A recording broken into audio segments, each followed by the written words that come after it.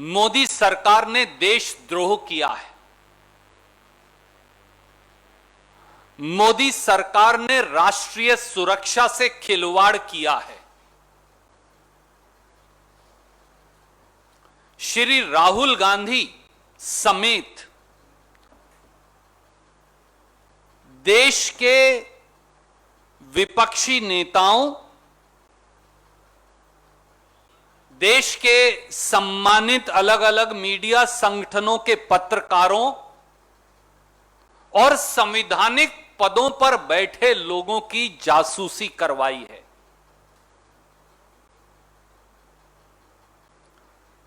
Bharatiya Janata party का नाम बदलकर अब भारतीय जासूस पार्टी रख देना चाहिए।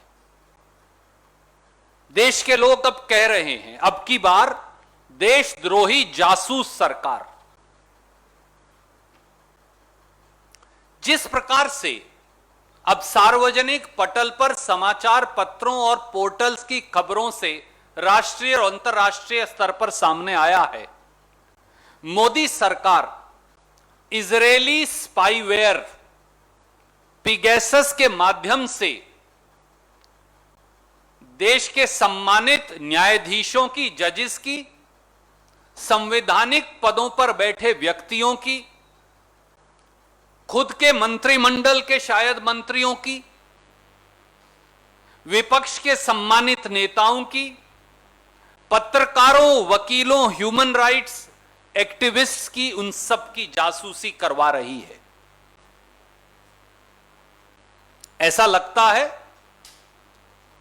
कि मोदी सरकार ने स्वयं देश के संविधान पर हमला बोल रखा हो, कानून के शासन पर हमला बोल रखा हो, मौलिक अधिकारों पर हमला बोल रखा हो और संविधान की शपथ जो ली थी सरकार ने, उस शपथ को भी दबाकर उस पर भी हमला बोल रखा हो। मोदी सरकार खुद ही इजरायली जासूसी उपकरण पिगैसस के माध्यम से यह नृशंस कार्य कर रही है। और यह तो एक सैंपल है। पिगैसस सॉफ्टवेयर करता क्या है? यह किसी के भी टेलीफोन में उसकी मर्जी के बगैर उसे हैक करके उस टेलीफोन के कैमरा को हैक कर लेता है, उस टेलीफोन के माइक्रोफोन को हैक कर लेता है, सेलफोन के, उसके सारे पासवर्ड, कॉन्टैक्ट लिस्ट को हैक कर लेता है, और जो बात आप टेलीफोन पर करते हैं या टेलीफोन बंद भी हो, जो कैमरा या माइक्रोफोन के माध्यम से सुनी जा सकती है, वो भी गैर कानूनी नाजायज तरीके से इस पिगैसस सॉफ्टवेयर के माध्यम से सुनी जा सकती है। देशवासियों, आप में से किसी के टेलीफोन के अंदर भी नाजायज तौर से यह इजरायली सॉफ्टवेयर पिगैसस मोदी सरकार डाल सकती है। आपकी बेटी, आपकी पत्नी के टेलीफोन के अंदर यह डाल सकती है।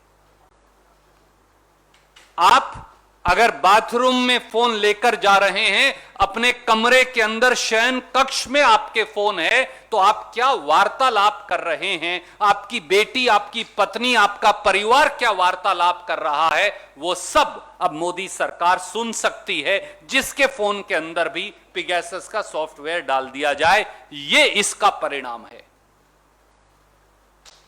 अगर ये देशद्रोह नहीं, अगर यह राष्ट्रीय सुरक्षा से खिलवाड़ नहीं, तो क्या है?